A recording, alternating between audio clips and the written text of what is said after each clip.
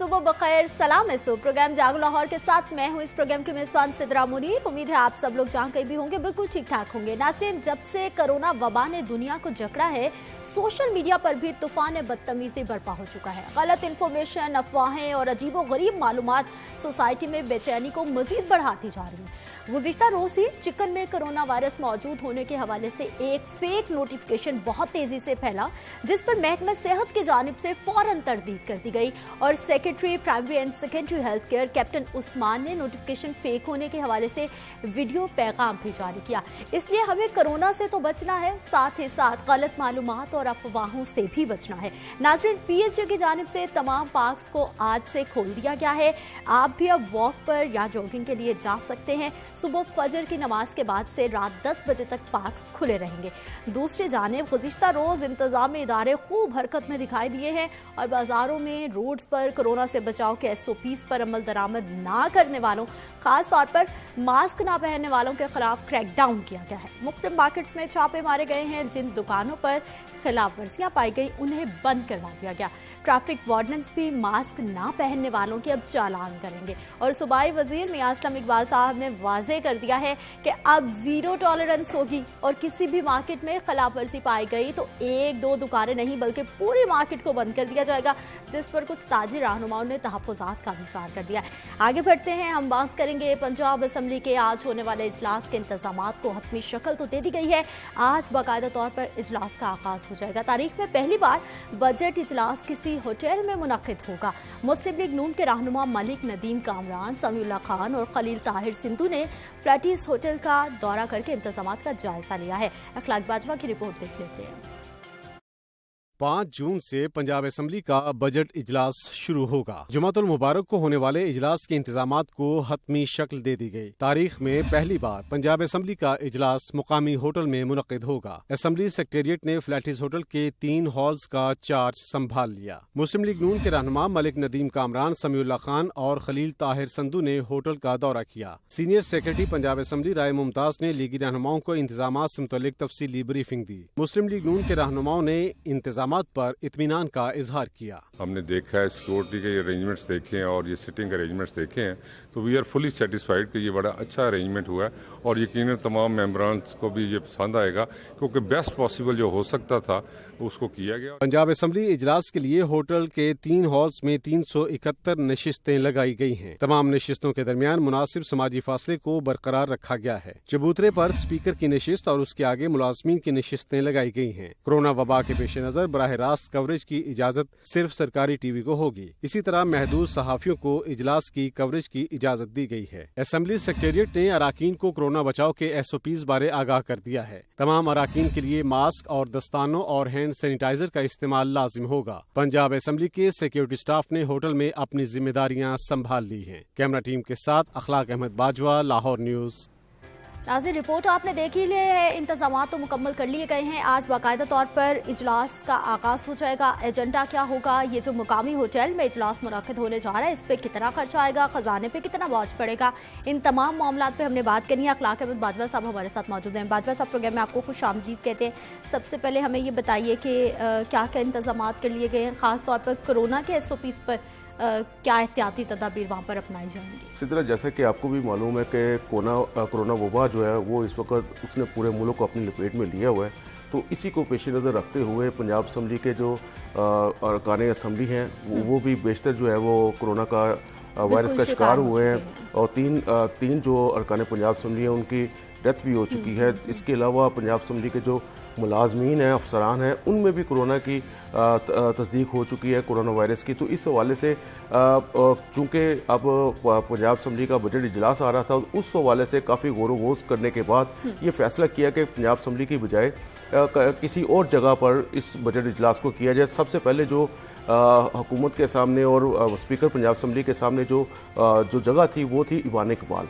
वहाँ का उन्होंने बाकायदा तौर पर अपने अफसरान को भेजा, वहाँ पर जाकर उन्होंने दौरा किया, लेकिन जो वहाँ पर जो इंतजाम थे वो नामुकम्मल थे। वहाँ पर वो सहूलियात जो होनी चाहिए वो नहीं थी। एक तो वहाँ का जो एयर कंडीशनर सिस्टम है वो इतना ख़ास नहीं था, और दूसरी बात वहाँ की जो सीटिंग अरेंजमेंट है वो इस हिसाब से कंपेयर नहीं होता था कि मीडिया या दीगर जो लोग जो महकमों के बाजवा सेक्रेटरीज साहब चले होने जा रहा है ये एक मकामी होटल में, अब ये बताइए कि इस पे खर्चा कितना आएगा, खजाने पे कितना बोझ पड़ने वाला है? सिदरा खर्चा तो जरूर आएगा, लेकिन जो ये बाज़गश्त चल रही थी कि जी बहुत ज्यादा करोड़ों रुपए में इसका खर्चा आएगा, तो अगर तो स्पीकर साहब की दिलचस्पी ना होती तो वाकई ऐसा ही होना था। लेकिन स्पीकर साहब ने इस मौके पर इंटरवीन किया, होटल इंतजामिया से होटल मालकान से उन्होंने बाकायदा तौर पर रिक्वेस्ट की, ज़ाती तौर पर रिक्वेस्ट की, और उनकी रिक्वेस्ट को बाकायदा तौर पर कबूल भी किया गया। और अब ये जो खर्चा होगा ये तकरीबन लाखों करोड़ों की बजाय लाखों में आ जाएगा। और इस हवाले से भी कहा जा रहा है कि इसको भी मजीद कम किया जाएगा। और इस हवाले से खुसूसी तौर पर स्पीकर साहब ने बगैर कोई लगी रपटी उन्होंने कहा कि जी अगर पंजाब असम्बली की जो फर्नीचर और दीगर जो सामान था वो भी वहां पर पहुंचा दिया गया है मकामी होटल में। 3 हाल इन्होंने ऑक्यूपाइड किए और उसको पंजाब असम्बली के हाल का दर्जा, ईवान का दर्जा दे दिया गया और बाकायदा तौर पर जो इंतजामात है उसको भी हतमी शक्ल दे दी गई है। कब तक चल सकता है, क्या इम्कान है इजलास? सिदरा इन हुकूमत को ना आईनी तौर पर बाउंड है। अभी पंजाब असम्बली के जो पार्लिमानी साल है उसको 55 रोज हो चुके हैं और हर साल पार्लिमानी साल जो है वो 100 दिनों का होना लाजम है, बहुत जरूरी है। तो 45 रोज रहते हैं। तो इस हवाले से ये कहा जा सकता है कि ये मौजूदा जो पंजाब असम्बली का इजलास है, बजट इजलास जो है, ये काफी प्रलोंग होगा और काफी ज्यादा लंबा चलेगा। तो इस हवाले से भी इंतजाम थे, ये चीजें सारी हुकूमत और स्पीकर साहब के सामने थी। तो उन्होंने फिर ये फैसला किया। एजेंडा क्या है? आज जो एजेंडा है वो एग्रीकल्चर के हवाले से है और आम बहस है ऑरेंज लाइन मेट्रो ट्रेन के हवाले से। वो किराए मुतय्यन किए जाएंगे, मेरा ख्याल इस हवाले से भी बातचीत होगी। तमाम बातचीत होगी, किरायों के हवाले से भी और दीगर जो इंतजामात हैं उसमें क्या कमियां, क्या कोताहियां हैं या क्या अच्छाइयां हो सकती हैं, इस हवाले से अरकान असम्बली जो है वो अपने अपने जो ख्यालात हैं उनका इजहार करेंगे, तजावीज़ देंगे। हुकूमत को भी, हुकूमती अरकान जो हैं वो भी तजावीज़ देंगे। तो इस हवाले से बड़ा अच्छा ये हेल्दी डिस्कशन होगी और उसमें एक बिल भी लाया जा रहा है। जबकि आज कहा यह जा रहा है कि मुस्लिम लीग नून की जानिब से जो नैब की जानिब से जो छापा मारा गया था अपोजिशन लीडर शहबाज शरीफ के घर पर, उस पर भी वो एहतजाज करने जा रही है। यानी इजलास एक बार फिर से हम देखेंगे कि एहतजाज ही होता रहेगा या फिर कोई अवाम की सहूलत की, अवाम की परेशानी की भी बात होगी? क्योंकि गुज़िश्ता जितने भी इजलास होते हैं उनका इख्तिताम यही होता है, या वॉकआउट हो जाता है या एहतजाज हो जाता है। ये तो एक जमहूरियत का हुस्न है। हाँ। और इसमें अपोजिशन एहतजाज भी करती है और अपोजिशन के पास जो एहतजाज का कोई तरीका कार भी तो बाजवा साहब होता है।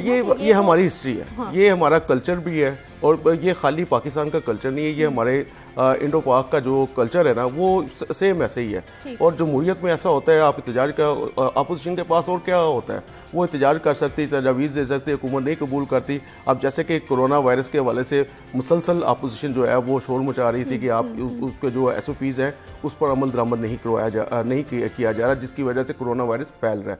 वो मुसलसल अब वो हुकूमत माने या ना माने, जैसा कि हम भी देख रहे हैं कि जो SOPs थे उसको फॉलो नहीं किया गया।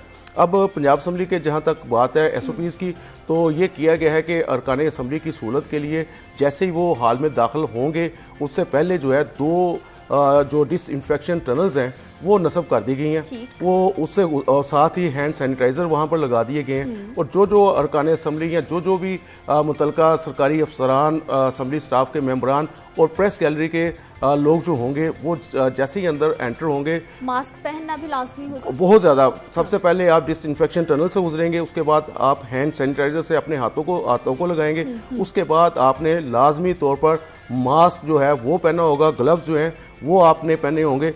ये SOPs तय किए गए हैं और हाल के अंदर जो सीटिंग अरेंजमेंट किए हैं वो बड़ा जबरदस्त किया गया है। बजट इजलास का कितने बजे आगाज होने जा रहा है आज का? आज जो इजलास है वो आज 3 बजे दोपहर शुरू होगा और इस हवाले से स्पीकर पंजाब असम्बली जो है इस इजलास की सदारत करेंगे। और ऑपोजिशन ने क्या तैयारी की है? सिदरा अपोजिशन का कल बिजनेस एडवाइजरी कमेटी पंजाब का इजलास हुआ था, जिसकी सदारत जो है वो स्पीकर राना मोहम्मद इकबाल खान ने की थी। तो इस हवाले से मुस्लिम लीग ने चंद एक फैसले बड़े अहम किए। एक तो उन्होंने ये फैसला किया है कि वो कल बिजनेस एडवाइजरी कमेटी में 2 करारदादें भी मंजूर हुई थी। एक नैब के छापों के खिलाफ मजम्मती करारदाद थी इजलास में, और दूसरी जो करारदाद थी वो जो तीनों अरकान पंजाब असम्बली वफात पा गए हैं कोरोना के बायस, उनको इज़हार ताज़ियत किया गया इस हवाले से। और तीसरा अहम जो काम किया, उन्होंने वाज़ेह तौर पर इजलास में ये फैसला किया नून लीग ने कि वो हुकूमत को टफ टाइम देगी। इजलास के हवाले से हुकूमत की जो जितनी भी बुरी परफॉर्मेंस होगी उसको जो है हाईलाइट किया जाएगा। टिड्डी दिल जो फैला हुआ है पूरे लपेट में लिया हुआ है और हमें आने वाले दिनों में ग़िज़ाई किल्लत का भी सामना करना पड़ सकता है अगर हमने टिड्डी दिल पर कंट्रोल ना किया। और दूसरी जो कोरोना वायरस के हवाले से जो चल रहा है सूरत हाल, बड़ी गंभीर सूरत हाल है, उसको भी अपोजिशन जो हाईलाइट करेगी और बजट इजलास के दौरान जो है वो हुकूमत को टफ टाइम देगी। जबकि उनकी जानिब से उन्होंने अपने जो अरकान असम्बली है उनको कह भी दिया है कि आप बाकायदा तौर पर तैयारी करके आए। हमजा शहबाज साहब शामिल जी होंगे इजलास में? बिल्कुल। इस हवाले से स्पीकर पंजाब असम्बली ने आज से चंद रोज़ कबल ही उनके जो प्रोटेक्शन आर्डर हैं वो बाकायदा तौर पर जारी कर दिए हैं। तो आज उम्मीद की जा रही है कि हमजा शहबाज अपोजिशन लीडर जो है वो इजलास में शिरकत करेंगे तो अपना हिस्सा भी लेंगे। अच्छा बाजवा साहब, बजट के हवाले से किस दिन से उम्मीद की जा सकती है कि गुफ्तगू होगी या फिर एजेंडा होगा? अच्छा, ये ज़राए के मुताबिक हो सकता है, मैं गलत भी हूँ, तो हमारे ज़राए के मुताबिक 19 जून को जो है वो बजट पेश होने का इम्कान है। और हमेशा देखा यही गया, जैसे ही वफाकी हुकूमत बजट पेश करती है उसके बाद जो है पंजाब हुकूमत अपना या सूबे जो दीगर सूबे हैं वो अपना बजट पेश करते हैं। तो ये उसी चीज़ को, उसी रवायात को फॉलो किया जाएगा, ये मेरा अंदाज़ा है।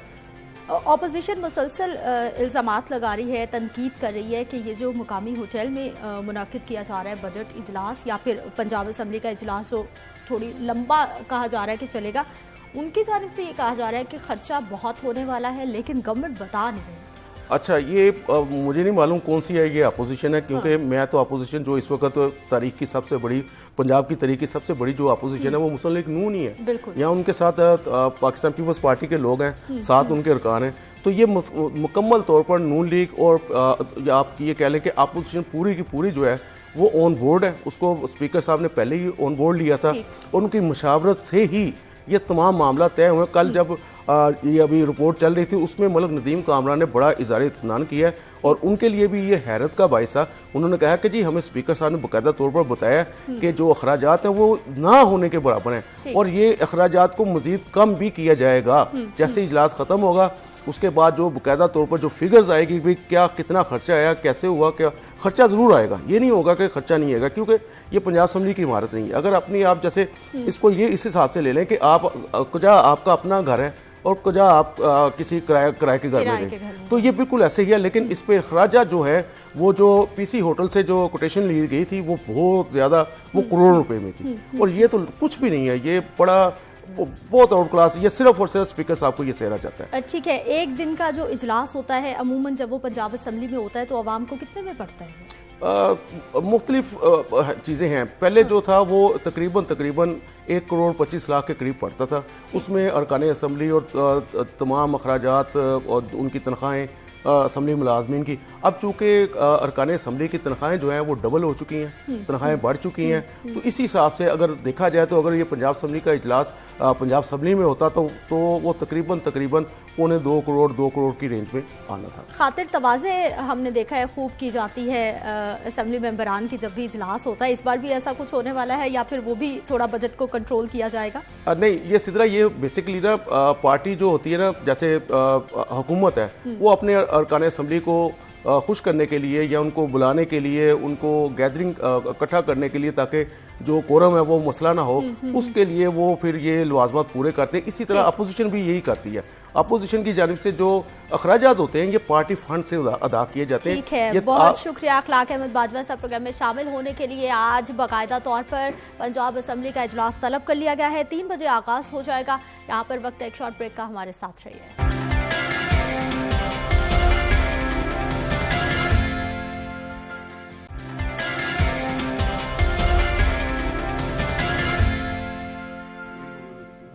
प्रोग्राम में एक बार फिर से आपको खुशामदीद कहते हैं। नाज़रीन, दुनिया भर में कोरोना वायरस को लेकर तहकीक भी हो रही है और हर गुजरते दिन के साथ कुछ नए इंकशाफात सामने आते हैं, कुछ और दवाओं के तजुर्बात किए जाते हैं ताकि कोई ना कोई ऐसी मेडिसिन हो जो कि कोरोना वायरस के मरीजों के लिए अफाके के लिए साबित हो सके।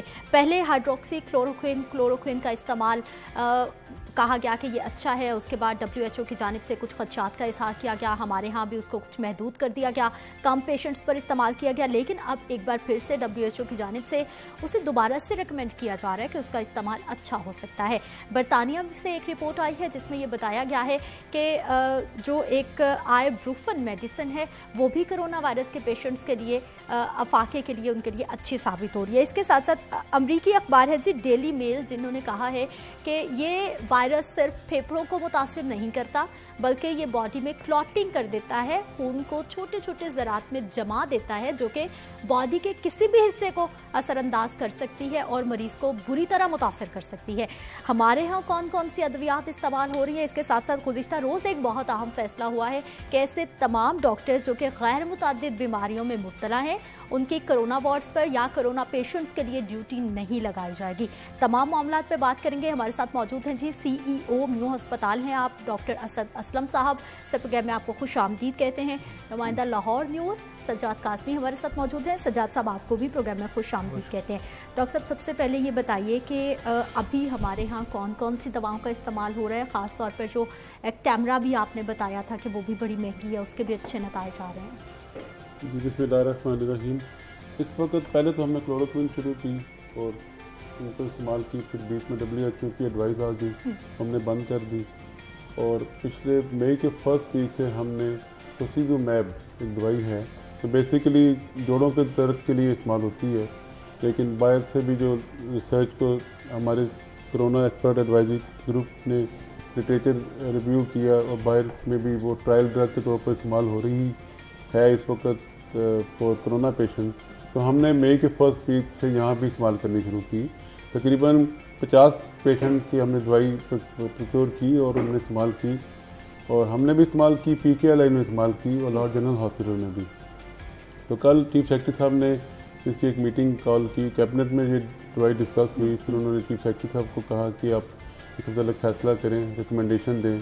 तो उन्होंने फिर कल चीफ सेक्रेटरी साहब ने एक हाई लेवल मीटिंग की, तो हमने अपने जो ऑब्जर्वेशन है उनके साथ शेयर की और तीनों हॉस्पिटल का जो रिज़ल्ट था वो शेयर किया कि 70 to 80% रिजल्ट हैं उसके रिकवरी के पेशेंट के। तो फिर वो चीफ सेक्रेटरी साहब ने हिदायत जारी की कि हम इसको एज ट्रायल ड्रग के रिकमेंड करेंगे, तकरीबन 500 से 1000 मरीजों के लिए लें और वो फ्री ऑफ कॉस्ट होगी पेशेंट के लिए। अच्छा डॉक्टर साहब, ये हाइड्रोक्सी क्लोरोक्विन और क्लोरोक्विन पूरी दुनिया में सबसे ज़्यादा इसके इस्तेमाल पे पहले जोर दिया गया, फिर उसके बाद उसको महदूद किया गया, अब फिर उसके इस्तेमाल के लिए कहा जा रहा है। हमारे यहाँ कितनी इस्तेमाल हो रही है? पहले शुरू दिन से इस्तेमाल की, ठीक, और हमारे हिसाब से वो बहुत ही अच्छे रिजल्ट थे उसके, बहुत ही अच्छा। कोई भी जो पेशेंट शुरू में होम आइसोलेशन की इजाज़त नहीं थी और पेशेंट सारे के सारे हॉस्पिटल में एडमिट होते थे, हमने तकरीबन सारे मरीजों में इस्तेमाल की और अल्लाह का शुक्र है जो मरीज दाखिल थे उनमें एक भी सेकंड या थर्ड स्टेज पर नहीं गया इन पेशेंट को जिनको इस्तेमाल किया। फिर बीच में होम आइसोलेशन की इजाज़त होगी, होम आइसोलेशन में तो इजाज़त नहीं देते कि घर में रह के ये लोग अपनी दवाई इस्तेमाल करें क्योंकि इसमें कॉम्प्लिकेशन साइड इफेक्ट भी हो सकते हैं। और इस दौरान WHO की एडवाइजरी आ गई तो फिर हमने पिछले कुछ 10 दिन से डॉक्टर्स की हिदायत के मुताबिक ये अद्वियात का इस्तेमाल है। ये आपने अपने तौर पर घर पर कोई भी WHO की रिकमेंडेड जो मेडिसिन है वो इस्तेमाल नहीं करनी। काज़मी साहब, डॉक्टर्स के हवाले से एक गुज़िश्ता रोज़ बड़ा अहम फैसला आया है, उस हवाले से बताइए। जी, कौन से फैसले की बात?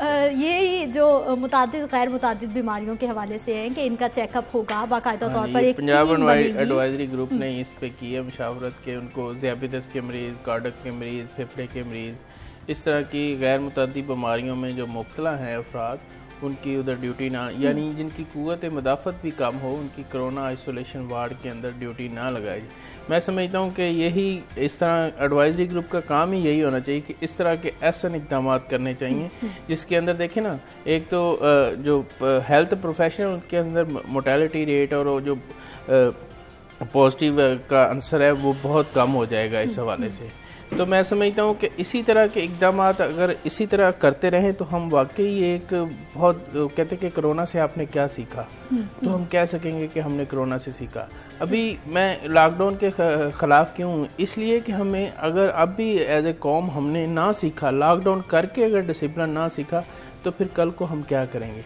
इसलिए ज़रूरी है कि लॉकडाउन ना हो और फिर हम सीखें और उस पर हम अवॉइड करें अपने आप को, उस पर हम मुहतात रहें कि हमने कोरोना से बचना है। डॉक्टर साहब, ये जो फैसला आया है हेल्थ प्रोफेशनल्स के हवाले से, क्योंकि खासी बड़ी तादाद है जो कि पॉजिटिव हो गई है, कुछ जिंदगी भी हार गए हैं, इस पर इम्प्लीमेंटेशन कैसे होगा, कैसे जांचा जाएगा, और ख़ास तौर पर उन लोगों को जो कि कहा जा रहा है कि जिनकी कुव्वत मुदाफ़ियत कम होगी उनकी भी ड्यूटी नहीं होगी। ये वेरी अनफॉर्चुनेट कि जो हेल्थ प्रोफेशनल की डेथ हुई है, किसी की भी डेथ हो पाकिस्तान में बड़ा अफसोस होता है हर शख्स को, लेकिन हेल्थ प्रोफेशनल अपनी जान रिस्क पर डाल के फ्रंट लाइन काम करते हैं तो एक्सपेक्टेड भी होता है, लेकिन वेरी अनफॉर्चुनेट। जहाँ तक ताल्लुक है कि जो हेल्थ प्रोफेशनल डिजीज़ में मुब्तला हैं, तो हम पहले भी हमारे पास जब हम ड्यूटी रोस्टर बनाते हैं और जब हमारे पास कोई doctor, nurse, paramedical staff, human janitorial staff भी आके बताता है कि मुझे ये बीमारी पहले है, तो हम उसको एक्सक्लूड कर देते हैं, हम उसको नहीं करते। लेकिन अब ये मैंडेटरी हो गया है कि अब हम सबसे पूछेंगे पहले कि अगर आपको ये कोई खुदा खातर शिकायत तो नहीं है, तो फिर हम उनको ड्यूटी रोस्टर में नहीं, क्योंकि उनको बहुत ज़्यादा चांस होता है टू एक्वायर दिस डिजीज, तो एक्वायर कर लें तो कॉम्प्लिकेशन का बहुत ज़्यादा खतरा हो सकता है। काज़मी साहब, ये अब WHO ने भी कह दिया है कि ये अब एक एंडेमिक बन गई है, इसने हमारे साथ साथ रहना है, ये कहीं नहीं जाने वाली, और अब गवर्नमेंट की जानिब से सख्त इकदाम किए जा रहे हैं SOPs पर अमल दरामद के हवाले से। अस्पतालों की सूरत हाल पहले आपने हमें दिखाई थी कि SOPs पर अमल दरामद नहीं हो रहा था, अब क्या सूरत हाल है ताज़ा तरीन? सिदरा ताज़ा तरीन सूरत हाल है कि कल पंजाब गवर्नमेंट की तरफ से जुर्मानों का एक शेड्यूल मंजूर करवाया गया है, और यही हम कहते रहे आपके प्रोग्राम में बार बार आपके साथ है कि इस पे सख्ती होनी चाहिए। हॉस्पिटलों के अंदर ना सिर्फ अब मार्केटों के अंदर बल्कि सिग्नल के ऊपर भी हमने ही मशवरा दिया था कि ट्रैफिक वार्डन जो है वो ड्राइवर से पूछे कि आपका मास्क कहाँ है, अगर उसका मास्क नहीं है तो उसको जुर्माना किया जाए। ये एक नया सिलसिला शुरू हो जाएगा ताकि हम बच सकें इस मुसीबत से। मसला ये है कि मौजूदा सूरत हाल के मुताबिक फिर वही बात मैं करूँगा कि अब सारा कुछ हो रहा है, अभी मंजूरी वज़ीर आला पंजाब गवर्नमेंट ने दे दी है, नोटिफिकेशन भी जारी होगा और इस पे इम्प्लीमेंट भी करवाना है। इम्प्लीमेंट अगर हो जाए और लॉकडाउन भी खुला रहे तो मैं नहीं समझता कि कोरोना से हम बच सकते हैं। जब देखें कोरोना अब परवान कैसे चढ़ रहा है, वो इंसान के जिस्म के अंदर पैदावार है, वो नया वायरस पैदा होता है हमारे अंदर जाके, जब हमारे अंदर ही नहीं जाएगा, हम अवॉइड करेंगे तो नए वायरस की जो है वो फैलेगा नहीं और उसकी मुद्दत कम होते होते वो गिरता जाएगा। अब देखें हम चाइना से आगे चलेंगे, कभी सोच सकते थे हम कि चाइना में जो सूरत हाल थी और उससे ज्यादा तादाद हमारी हो जाएगी।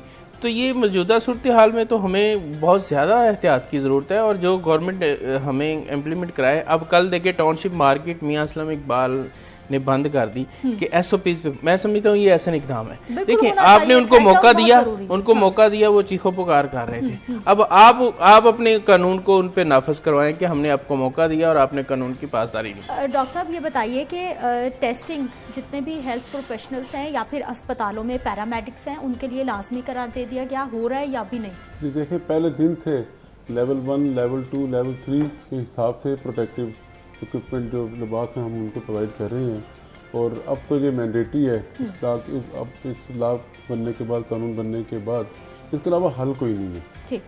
अब ना सिर्फ एक दुकानदार को बल्कि एक डॉक्टर को भी जो अपनी क्लिनिक पर काम कर रहा है, प्राइवेट या हॉस्पिटल में काम कर रहा है, अब SOPs के बगैर ज़िंदगी गुजारना नामुमकिन है। जो SOPs के बगैर काम करेगा वो खुद इस बीमारी को दावत देगा और फैलने का मौजूद बनेगा। ठीक है डॉक्टर साहब, क्रिटिकल पेशेंट्स की सूरत हाल हमें बताइए कि बढ़ रही है दिन ब दिन, या फिर जो पहले दिन सूरत हाल थी अभी तक उसी तरह स्टेबल है कि जो पहले क्रिटिकल पेशेंट्स आ रहे थे अभी तक उतने ही हैं? क्रिटिकल पेशेंट जो इस वक्त सूरत हाल पूरे पंजाब की मैं आपको बताऊँ तो तकरीबन 276 के करीब पूरे पंजाब में इस वक्त मौजूद हैं, जिसमें लाहौर, रावलपिंडी, फैसलाबाद, मुजफ्फरगढ़, मुल्तान, तो ये बिटवीन 270 और 300 के दरमियान रेंज कर रहे हैं पिछले 10 दिनों के दरमियान। लाहौर में भी सिर्फ लाहौर की बात करें तो ये पिछले 12 दिनों से 68 से लेके 140 तक वेरी कर रहे हैं पर डे। इनकी तादाद बढ़ रही है और अब हॉस्पिटल में पेशेंट आ ही सीरियस रहे हैं, कोई एसिम्टोमेटिक या माइल्ड वाला पेशेंट नहीं आ रहा। इस वक्त जो सबसे परेशान कुन चीज़ ये है कि हम समझते हैं कि लोग ठीक हैं घर में, हो ये रहा है कि सब लोग बाजारों में फिर रहे हैं, दुकानों में फिर रहे हैं, ज़्यादातर नौजवान हैं वो डिजीज़ एक्वायर करते हैं और घर चले जाते हैं। बुजुर्गों अल्लाह को का भी शुक्र लगा, है कि हाँ। बच्चों को और नौजवानों को ये ज़्यादा अफेक्ट नहीं कर रही। डिजीज़ वायरस एक्वायर करते हैं, फिर घर जाते हैं और अपने बुजुर्गों को ट्रांसफ़र करते हैं। ठीक। और बुजुर्ग इनवेरिएबली हर घर में या sugar, blood pressure, Common lung, diseases हैं। जिगर या गुर्दों की तकलीफ में मुबतला होते हैं। उनको ये डिजीज़ लगती है, एक दिन बुखार, 2 दिन बुखार, 5-6 दिन वो बुखार में घर रहते हैं। और उस वक्त तक जब तक कि उनके लंग्स अफेक्ट नहीं होते और सांस उखड़ना नहीं शुरू होता, उस वक्त तक वो उनको लेके भी नहीं आते। चाहते, बिल्कुल ऐसा ही। और ये इस स्टेज पर लेके आते हैं कि हमारे पास सिवाय उनको आईसीयू में लेके जाने का कोई चारा नहीं है। ठीक। हमने पहले दिन से ये कहा है कि होम आइसोलेशन वाले भी जो गए हैं इस शर्त पर गए हैं साइन करके कि अगर उनको उनकी Mild बीमारी symptoms। शिद्दत इख्तियार करेगी वो फौरन हमें बताएंगे। वो भी नहीं बताते और घर में जो बुजुर्ग बीमार हो रहे हैं उनका भी नहीं बताते और एक समय के एंड स्टेज पर हमारे पास लेके आते हैं। बिल्कुल, ये एक बड़ा खौफ फैल चुका है सजाद साहब हमारी सोसाइटी में। हमने कोरोना से तो बचना है, आज प्रोग्राम के इंट्रो में भी मैंने कहा था, लेकिन उसके साथ साथ हमने अफवाहों से भी बचना है। सोशल मीडिया पर तूफान बरपा है गलत इन्फॉर्मेशन का। शुरू में हमने देखा कि कुछ क्रैकडाउन हुआ, कुछ लोगों को सजाएं भी हुई और पुलिस ने उनको गिरफ्तार भी किया, लेकिन अब सोशल मीडिया को आज़ाद छोड़ दिया गया है, जिसका जो दिल चाहता है नोटिफिकेशन बनाकर सोशल मीडिया पर अपलोड कर देता है। जी, ऐसा ही कल एक वाक़या हुआ है कि अचानक नोटिफिकेशन आया।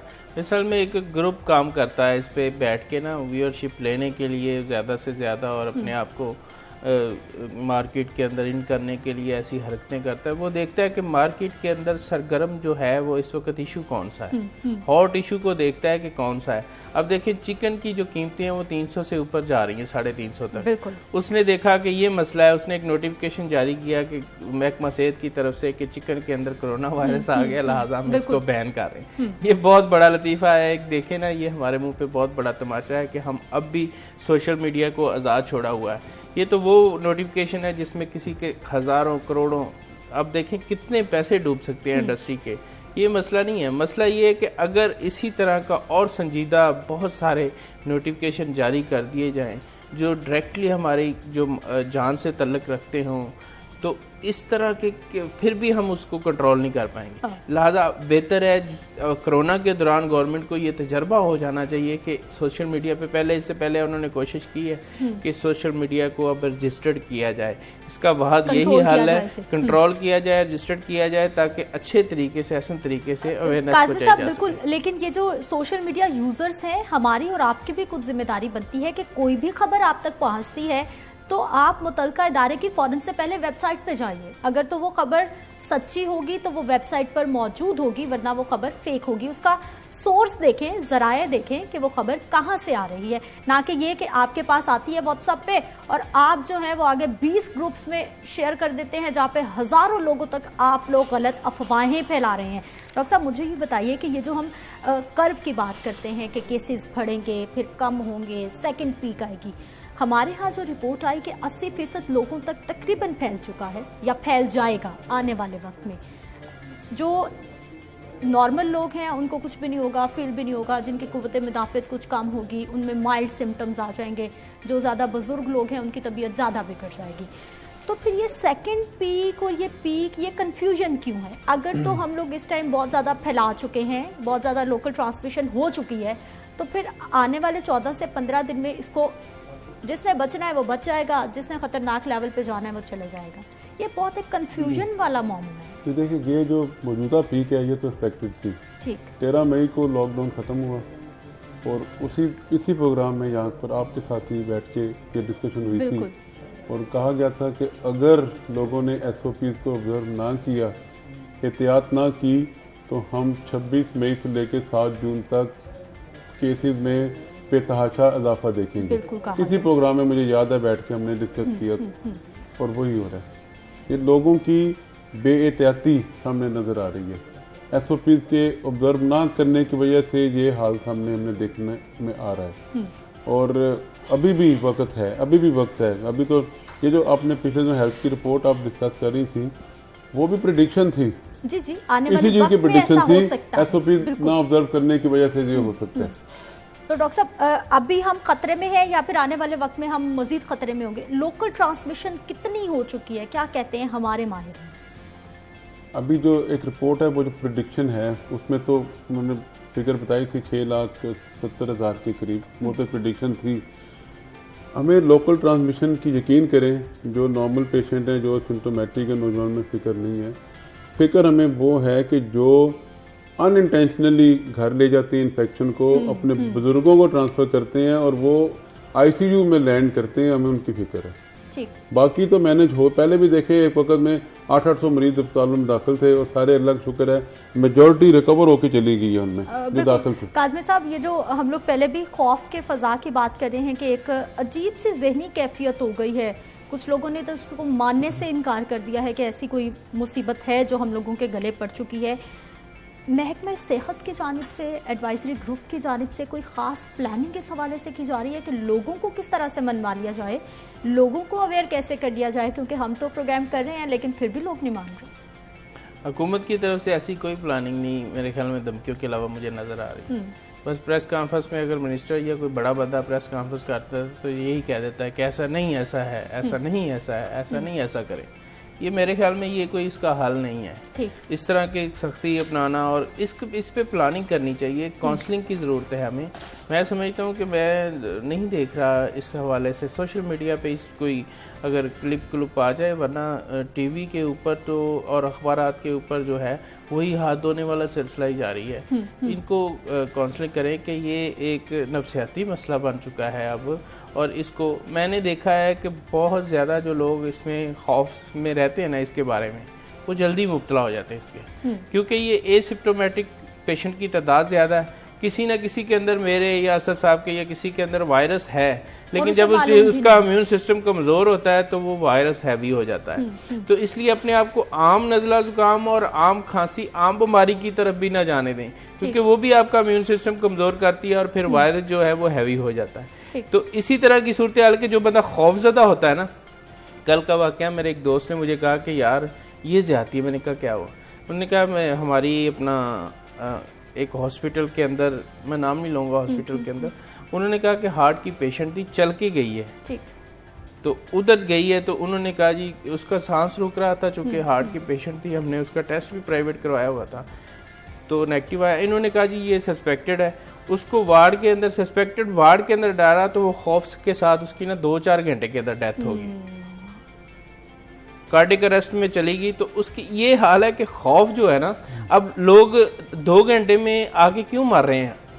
असद साहब से पूछ लें, आते हैं 2 घंटे के अंदर डेथ हो जाती है। घर में खौफ से लेटे हुए हैं, बुखार है, खांसी है, जब सांस बंद होता है फिर हॉस्पिटल भागते हैं और 1-2 घंटे में डेथ हो जाती है। डॉक्टर साहब, ये खौफ या फिर ये नफ्सियाती उलझन या प्रेशर कितना डेंजर करता है हमारी बॉडी सिस्टम को? डेफिनेटली इफेक्ट करता है, लेकिन जो काजमी साहब इन पेशेंट की बात कर रहे हैं, जो इतना जो घर में 7-7 दिन बुखार में रह के फिर उस पर वो घर वाले उस वक्त लेके आते हैं जब उनको घर में सांस ही नहीं आ रहा होता, तो मतलब है उनके लंग पूरी तरह मुतासर हो चुके हैं और अस्पताल में हम उस वक्त सिर्फ ऑक्सीजन ही दे सकते हैं उनको, और इसके अलावा तो एकदम उसकी कोई ऐसी दवाई नहीं है कि एंटीवायरल को हम दे दें, कोई ऐसी आई हो तो वो। अच्छा डॉक्टर साहब, एक ये भी मामला है कि ये जो हम ब्लड क्लॉट की बात करते हैं कि ब्लड में क्लॉट हो जाता है, ये बताइए कि ये कितना खतरनाक है? बहुत सारे ऐसे लोग हैं जिनको अगर माइल्ड सिम्टम्स हैं तो उन्होंने वो ब्लड पतला करने वाली जो बहुत कॉमन मेडिसिन हैं घर में उसका इस्तेमाल शुरू कर दिया। नहीं, घर में नहीं कर सकते, वो तभी करनी होती है अंडर सुपरविजन, क्योंकि इस डिजीज का जो मैकेनिज्म जो डेथ का बनता है रीजन, वो जिस्म की हर खून की रग में माइक्रोथ्रोम्बाई बनते हैं। ठीक। और वो जिस्म के किसी हिस्से उसका कुछ पता नहीं, दिमाग को करती है, गुर्दों को करती है, जिगर को करती है। इसके लिए तो सरकारी सतह पे अभी ये इलाज नहीं शुरू हुआ है, रेगुलर दे रहे हैं। जो पेशेंट जो सीरियस है उनको हेपरिन दे रहे हैं, ब्लड थिनर दे रहे हैं, पार्ट ऑफ मेडिकेशन है ये इससे साबित होता है कि इससे नमूनिया नहीं होता, बल्कि बाहर से क्लॉट जो है वो फेफड़ों के अंदर जाते हैं और फेफड़ों को जाम करते हैं। नमूनिया, हेमरेजिक नमूनिया कह सकते हैं, बेसिकली होता नमूनिया, लेकिन ये जब ब्लड में जाता है तो ब्लड की जो ऑक्सीजन कैरिंग कैपेसिटी को खत्म कर देता है और ब्लड में वो माइक्रोथ्रोम्बाई बनते हैं, छोटे छोटे क्लॉट बनते हैं, वो बन जाके वो जिस्म के मुख्तलिफ अज़ा के खून के रोगों को बंद कर देते हैं। और हार्ट अटैक भी खून की रग बंद होने की वजह से होता है। ठीक है, बहुत शुक्रिया डॉक्टर साहब प्रोग्राम में शामिल होने के लिए। सज्जाद काज़मी साहब आपका भी बहुत शुक्रिया। उम्मीद है हम हर रोज़ प्रोग्राम करते हैं और कोई ना कोई सुनकर तो इस पर अमल दरामद ज़रूर कर लेता होगा कि आपने सेल्फ मेडिकेशन नहीं करनी, आपने SOPs पर अमल दरामद करना है। आपको यकीन है या नहीं है, फिर भी आपको SOPs पर अमल दरामद करना है और गवर्नमेंट की माननी है। यहाँ पर वक्त एक शॉर्ट ब्रेक का, हमारे साथ रहिए।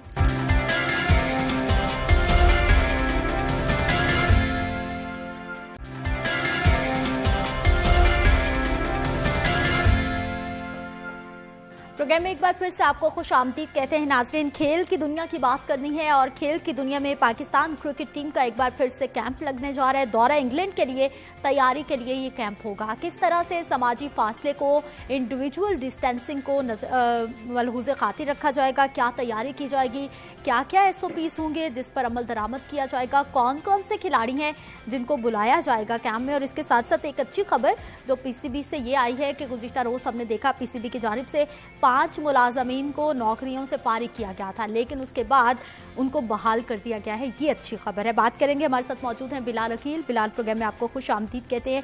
सबसे पहले हमें बताइए कि दौरा इंग्लैंड कब शेड्यूल है और कब से कैंप का आगाज हो रहा है? दौरा इंग्लैंड अगस्त के पहले हफ्ते से है। पहले 3 टेस्ट मैचेस खेले जाएंगे, फिर 3 T20 मैचेस खेले जाएंगे।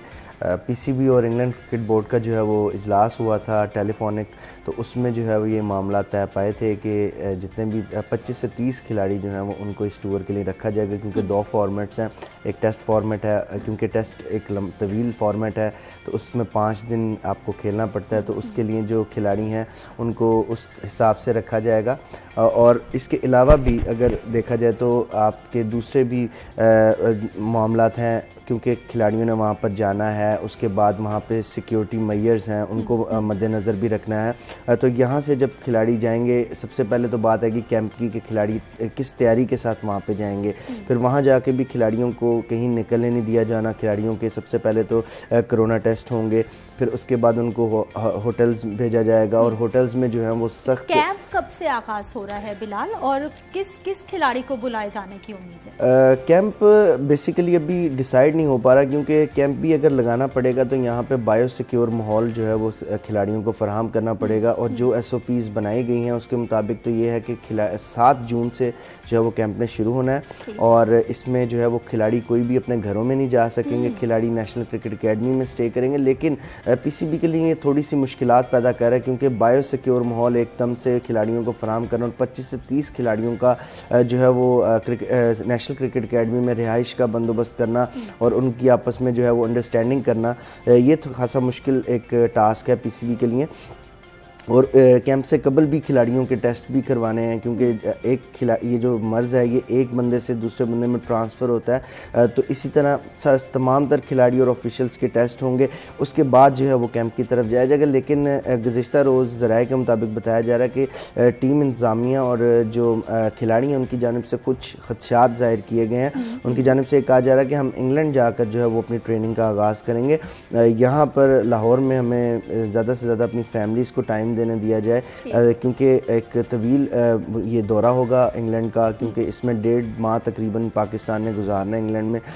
तो अच्छा बिलाल, मुझे ये बताइए कि आपने कहा कि तकरीबन 7 जून से उम्मीद है कि कैंप का आगाज़ हो जाएगा। आज 5 जून हो गई है, 2 रोज़ रह गए हैं। कैंप वो टेस्ट होना भी ज़रूरी करार दिया गया है, तो टेस्ट कब होगा? कैंप पे आने के बाद होगा टेस्ट, उसके बाद ट्रेनिंग का आगाज़ होगा? जी, अभी तक कैंप की जो डेट है वो फाइनलाइज नहीं हुई। 7 जून का कहा गया था, लेकिन वही आपको बता रहा हूँ कि कुछ खदशात जो है वो सामने लाए गए हैं। कुछ ऐसी जो है वो एलिगेशंस लगाई गई हैं कुछ खिलाड़ियों की जानिब से, कुछ इंतज़ामिया की जानिब से, कि अभी जो है वो फिल वक्त इस तरह के माहौल में, क्योंकि आपको पता है दिन ब दिन केसेस में इजाफा होता जा रहा है, और जब इजाफा होता जा रहा है तो उसके लिए प्रिकॉशनरी मेजरमेंट्स जो हैं वो लेना लाजमी होंगी, क्योंकि ये जो प्लेयर्स हैं इन्होंने आगे जाके खेलना है। जुलाई में हमारी टीम ने चले जाना है, जुलाई से लेकर सितंबर तक हमारी टीम ने वहाँ पे क़याम करना है। तो हमारे खिलाड़ी और जो टीम मैनेजमेंट है वो बेसिकली ये चाह रही है कि हम इंग्लैंड जाकर प्रैक्टिस करें, लेकिन अभी फ़िलहाल इस पर हतमी फ़ैसला जो है वो आज या कल हो जाएगा कि आया 7 से कैंप लगाएंगे या इसको 15 पे लेकर जाया जाएगा, क्योंकि अभी तक इस हवाले से जो है वो मुकम्मल तौर पर फ़ैसला नहीं हो सका। मुशावरत मुकम्मल कर ली गई थी, मुशावरत के बाद ये किया गया था कि 7 जून से जो है वो कैंप लगाया जाएगा, खिलाड़ियों को बायोसिक्योर माहौल फराहम किया जाएगा, एक दूसरे का सामान नहीं इस्तेमाल करेंगे। खिलाड़ी अगर कैंप में आएंगे तो अपने रूम से तैयार होकर आएंगे, कैंप में आकर तैयार नहीं होंगे। खिलाड़ियों को किसी एक बंद जगह पे कौन से प्लेयर्स को उम्मीद है कि बुलाया जाएगा कैंप में, और क्या उम्मीद है टीम में कौन कौन आ सकता है? जी, सेंट्रल कॉन्ट्रैक्ट में जितने भी 18 खिलाड़ी शामिल हैं उनको रखा जाएगा, फिर 3 जो है इमर्जिंग कैटेगरी में उनको भी शामिल किया जाएगा। इसके अलावा वो खिलाड़ी जिनको सेंट्रल कॉन्ट्रैक्ट में नहीं रखा गया लेकिन वो टीम के लिए दस्तयाब होंगे, जिस तरह मोहम्मद आमिर हैं, वहाब रियाज हैं, इन दोनों को जो है वो कैंप में शामिल करने का कभी इम्कान जाहिर किया जा रहा है, जबकि शुएब मलिक और मोहम्मद हफीज़ में से किसी को भी कैंप में नहीं बुलाया जा रहा, ये अभी तक ज़राए कह रहे हैं। इसके अलावा जो है वो बाबर आजम हैं, आबिद अली हैं, शान मसूद हैं, असद शफीक हैं और दीगर जो खिलाड़ी जो सेंट्रल कॉन्ट्रैक्ट याफ्ता हैं। इसके अलावा इमर्जिंग कैटेगरी में हैदर अली जिस तरह से हैं और 2 प्लेयर्स जो हैं वो इमर्जिंग कैटेगरी दौरा में। इंग्लैंड इंतहाई इंपॉर्टेंट होता है हमेशा से पाकिस्तानियों के लिए, प्लेयर्स के लिए भी। अभी तकरीबन 3 महीने हो गए हैं कि तमाम तरह की जो एक्टिविटीज़ हैं वो ख़त्म है। इवन के जो खिलाड़ी हैं वो घरों पर ही खुद को फिट रखने की कोशिश कर रहे हैं। तो अभी जो कैंप लगाया जाएगा उसमें फिटनेस लेवल्स को मीट करना और ख़ास तौर पर दौरा इंग्लैंड की तैयारी करना खिलाड़ियों के लिए कितना बड़ा चैलेंज होगा? अभी खिलाड़ियों के पीसीबी ने ये क्वारंटीन डेज में जो है वो ऑनलाइन फिटनेस टेस्ट लिए थे, जिसमें उनको 4 तरह की एक्सरसाइजेज दी गई थी, जिन्होंने अपने घर में महदूद सहूलियात में उन जो एक्टिविटीज़ को जो है वो करना था। उसमें तो तकरीबन सबके फ़िटनेस टेस्ट जो है वो बेहतर आए थे, क्योंकि अब जो है वो जैसे ही कैंप का स्टार्ट होगा तो उसके आगाज़ में भी खिलाड़ियों को पहले 3 से 4 दिन जो है वो फ़िज़िकल ट्रेनिंग पर उनकी तवज्जो दी जाएगी, क्योंकि जब तक आप फिज़िकली फ़िट नहीं होगे आप ग्राउंड में जो है उस तरह से परफॉर्म नहीं कर सकते जिस तरह से आपसे तवक्कुआत होती हैं। तो फ़िटनेस एक सबसे मौजूद चीज़ है, क्योंकि आपने जाना है, आपने 3 माह तकरीबन वहाँ पर गुजारने हैं, 2.5 से 3 माह वहाँ पे आपने गुजारने हैं। तो उसके लिए वहाँ के जो माहौल है उसमें एडजस्ट होने में भी आपको टाइम लगता है। फिर उसके अलावा इतने अरसे से हमारे खिलाड़ी जो हैं वो अभी नेट प्रैक्टिस से दूर हैं, क्रिकेट की किसी एक्टिविटी से दूर हैं, तो 10 से 15 दिन खिलाड़ियों को तो एटलीस्ट लगेंगे अपनी पुरानी वाली फॉर्म में वापस आने में, क्योंकि मार्च से जो है वो क्रिकेट के दरवाजे बंद हैं। अब जुलाई में एक सीरीज़ होने जा रही है इंग्लैंड की वेस्ट इंडीज़ के साथ, वो भी क्लोज डोर में होगी। अब इसके बाद अब ये जो सीरीज़ होने जा रही है पाकिस्तान और इंग्लैंड की, जो कि अगस्त से शेड्यूल है, ये भी बंद दरवाज़ों में कभी तक कराने का है। तो ये एक अच्छा स्टेप है कि अभी खिलाड़ियों को किसी न किसी मसरूफियत की तरफ रखा जाए ताकि वो फिज़िकली और मेंटली फिट रह सके। अच्छा बिलाल, ये दूसरा जो पीसीबी की जानिब से कुछ मुलाजमीन को निकाल दिया गया था, 5 मुलाजमीन को क्यों निकाला गया था इनको? ये लाहौर से 5 मुलाजमीन थे और कुछ कराची से निकाले गए थे, और टोटल ये जो है ये 55 एम्प्लॉयज़ हैं, जिसमें से 33 जो हैं वो कॉन्ट्रैक्चुअल हैं और 22 जो हैं वो परमानेंट हैं। तो पीसीबी की जानिब से 1 माह का नोटिस इनको दिया गया था और कहा गया था कि जी आप लोग जो हैं वो 1 जुलाई से नौकरियों पर नहीं आएंगे, जबकि अभी 1 हफ्ता कबल आप देखें तो पीसीबी में लाखों रुपए की जो है वो तकर्रियाँ की गई। सकलैन मुश्ताक को रखा गया, ब्रैडबर्न को रखा गया, नदीम खान को रखा गया, और अभी भी पीसीबी ने चीफ फाइनेंशियल ऑफिसर का इश्तिहार भी दिया हुआ था। तो इस पर मीडिया, सोशल मीडिया और जो दीगर प्लेटफॉर्म्स हैं उन पर काफ़ी तनकीद फिलहाल हुई। मुझे ये बताइए कि इसका मतलब है कि लोगों ने प्रेशराइज किया तो पीसीबी ने फैसला वापस ले लिया। ये जो मुलाजिमीन को निकाला गया था तकरीबन कितनी तनख्वाहें होंगी इनकी? जी इनकी तनख्वाहें होंगी 20 से 40 के दरमियान होंगी तनख्वाहें, 20,000 से लेकर। छोटे मुलाजमिन जिसमें पीएनस थे, ऑफिस बॉय थे, और अब अक्टूबर 2020 तक जो है वो उन्हें अभी तक जो है वो फाल कर दिया है। और अब इसके बाद जो है वो पाकिस्तान क्रिकेट बोर्ड की इंतज़ामिया जो है वो बैठेगी, मामला देखेगी, और जहाँ तक बताया जा रहा है कि जो कॉन्ट्रैक्चुअल मुलाजमिन होंगे शायद उनको निकाल दिया जाए, उनका कॉन्ट्रैक्ट ख़त्म हो जाएगा, और जो परमानेंट एम्प्लॉयज़ होंगे फिर उनके साथ जो है वो आगे चला जाएगा। लेकिन अभी फ़िलहाल ये है कि जो 55 एम्प्लॉयज़ थे जिनको निकालने का कहा जा रहा था, उनको अक्टूबर तक जो है वो उनको पीसीबी ने जो है वो दोबारा से नौकरियों पर बहाल कर दिया। ठीक है, तो पीसीबी के जो हैं वो जो आला अहदेदार हैं वो भी कॉन्ट्रैक्ट्स पे होते हैं, तो ऐसा कोई फैसला या फिर ऐसा कोई प्लानिंग उनके लिए भी की जा रही है, या ये छुरी जो है ये सिर्फ छोटे मुलाजिमीन पे? अभी तक जो ये छुरी जो है वो सिर्फ छोटे एम्प्लॉयज़ पर चलती हुई दिखाई दे रही है, क्योंकि बड़े एम्प्लॉयज़ का तो कहीं पे भी जिक्र नहीं किया, क्योंकि बड़े एम्प्लॉयज़ को तो रखा जा रहा है।